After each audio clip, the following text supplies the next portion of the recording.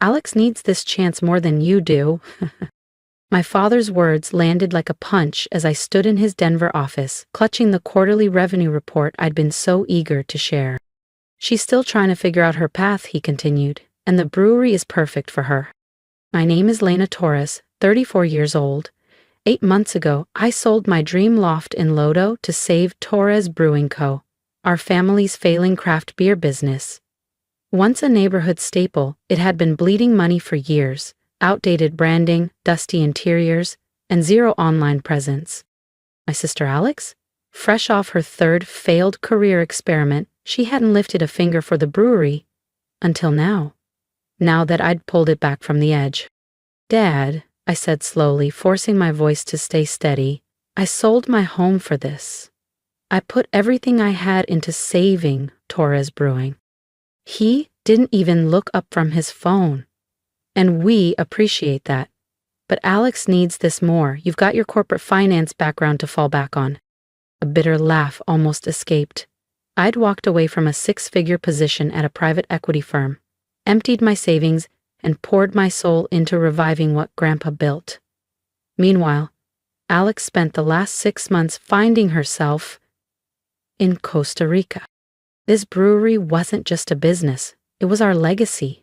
I grew up on those bar stools, listening to Grandpa hum old ranchera tunes as he brewed the recipes that made Torres Brewing famous in the 90s. When Dad called me in January, voice cracking about bankruptcy, I didn't hesitate. If we lose the brewery, he'd said, we lose everything your grandfather worked for. So I acted. I sold my loft, cleared their debts, rebranded the company while honoring Grandpa's traditions. I introduced seasonal brews, brought in food trucks on weekends, and launched a killer Instagram campaign that drew influencers and local beer blogs. And it worked. Revenue tripled, we had waiting lists for brewery tours, our new taproom was packed every weekend, even old-timers loved the changes, especially the wall of vintage photos I curated in Grandpa's honor. But none of that mattered now. Alex already has ideas, Dad added casually. She wants to scrap the current lineup, maybe add some plant-based blends she learned about abroad. My stomach twisted. The very lineup that put Torres Brewing back on the map, the legacy Grandpa crafted with his own hands. And now it could all be gone, just because my sister needs this more. Well, times change, Dad shrugged. Alex has fresh ideas. She's young. She understands modern trends. I wanted to scream. I had spent months researching trends, blending tradition with innovation without alienating our loyal customers. Instead, I slid the profit reports onto his desk. And what about my investment? I asked quietly. The money I put in? We'll pay you back eventually, he said, already glancing back at his phone. Alex needs a clean slate to make this her own. Just then, Alex breezed in, glowing from yoga, her athleisure outfit probably worth more than our best sales day last year. Oh good, you told her, she chirped, not even looking at me. Dad, I've been thinking, she continued. We should turn the barrel room into a kombucha lounge. That old rustic vibe is so dated. The barrel room, where Grandpa used to brew his first batches, where I'd learned to siphon wort and measure hops, where we held his memorial after the last keg he ever brewed. Actually, I said, keeping my voice calm even as my hands trembled, there's something you both should know. They turned, mild irritation on their faces, as if I was interrupting Alex's genius brainstorm. When I invested in Torres Brewing, I continued, I didn't just hand over money. I had my attorney draft paperwork. Dad frowned. What are you talking about? I'm talking about legal documents that make me the majority shareholder, I said, sliding copies across the desk. I own 51% of Torres Brewing. Alex's mouth fell open. You can't do that. This is a family business. Exactly, I replied, standing slowly. And I protected our family's legacy the way Grandpa would have wanted. I gathered my things and headed for the door. I'll be in my office, you know, the one with the business licenses, vendor contracts, and liquor permits, all in my name. Behind me, Alex's shrill voice rose. Daddy, do something! But there was nothing he could do. I'd learned after years of being overlooked that the only way to protect myself And what mattered was to be smart, prepared, and document everything. In my office, I sank into my chair, surrounded by proof of my work, redesigned branding mock-ups, glowing Yelp reviews, influencer shout-outs. My phone buzzed with a text from Dad. "We need to talk. Family doesn't treat family this way." I smiled, staring at Grandpa's photo on the wall. "No, Dad. We really need to talk about how family treats family." He'd brewed alongside my grandfather for 20 years, one of the few people who truly understood what Torres brewing meant to me. "Family trouble?" Miguel asked in Spanish, glancing at my tired eyes as he stacked kegs in the cold room. Before I could answer, Alex stormed through the taproom doors in another designer athleisure set, phone in hand. Dad trailed behind her, looking tense. "This is ridiculous, Lena," she announced loudly, waving her screen like a trophy. "I've already scheduled meetings with interior designers. We're doing a full rebrand." Miguel gave me a knowing look before slipping quietly into the walk-in cooler. He'd seen this before, Alex's dramatic entrances, bold declarations, and the chaos that followed. "Cancel them," I said flatly, checking the delivery invoices. "Any changes to Torres Brewing require my approval as majority shareholder." Dad stepped forward, voice thick with condescension.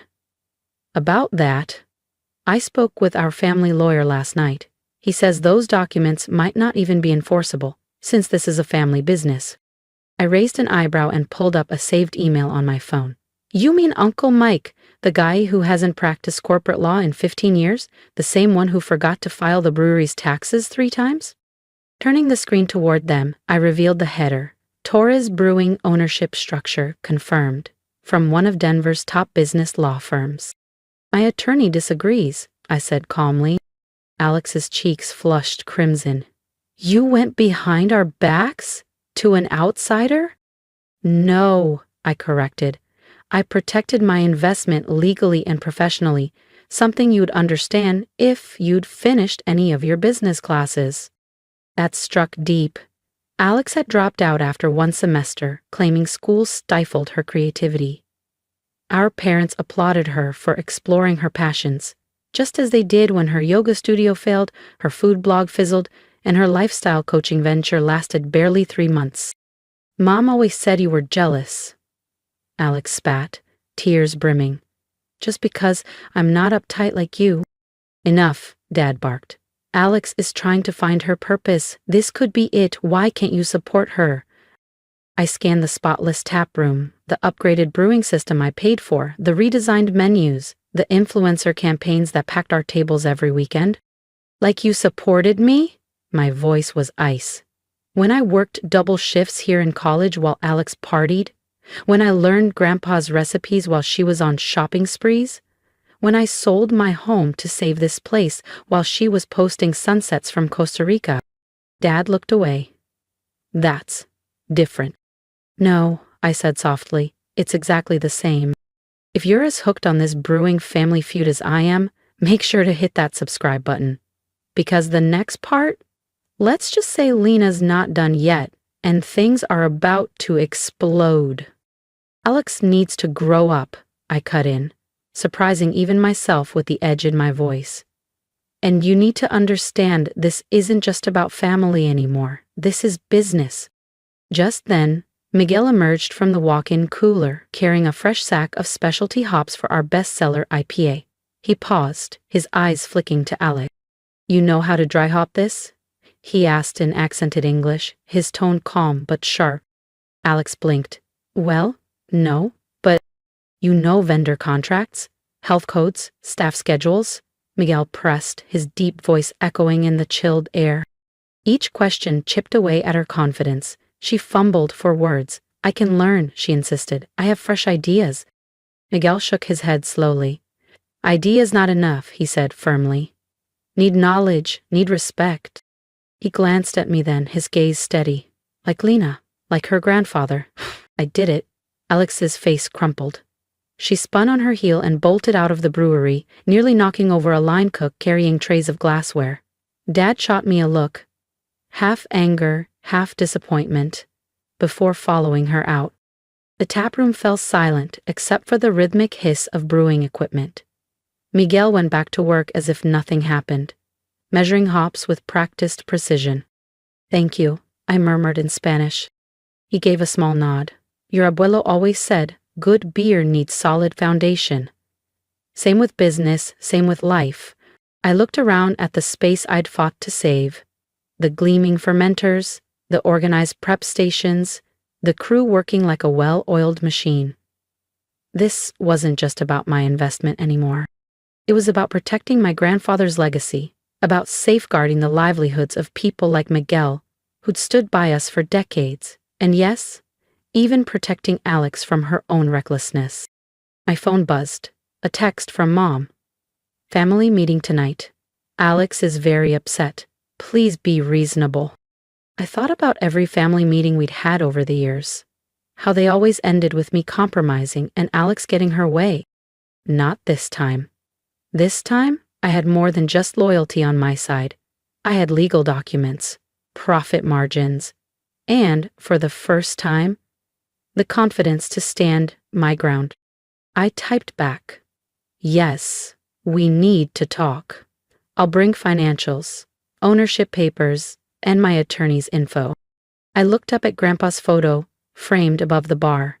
His eyes seemed to say what I already knew. This wasn't just about beer. It was about respect, for the craft, for the work, for the truth. The family meeting was set in the barrel room. The same arguments surfaced when Alex wanted to turn the barrel room into a kombucha lounge. Mom had arranged chairs around Grandpa's favorite oak tasting table, now crowned with his framed photo and an empty pint glass. I walked in carrying a portfolio and my laptop, prepared for a fight. Alex lounged in her sleek designer outfit, scrolling on her phone while our parents exchanged worried looks. "Before we start," I said, opening my laptop, "I'd like to show you something." The screen lit up with a video montage, customers sharing their favorite brewery memories, staff members talking about what their jobs meant to them, and vintage clips of Grandpa brewing with a proud grin. The final shot? Last Saturday night, a packed tap room, live music, and smiling faces lifting pints. "This," I said quietly, "is what I've protected. Not just my investment, our family's legacy." Mom dabbed at her eyes. "Lena, we understand you've worked hard, but Alex needs—" "No," I cut in firmly. "What Alex needs is to hear the truth. All of you do." I slid printed reports across the table.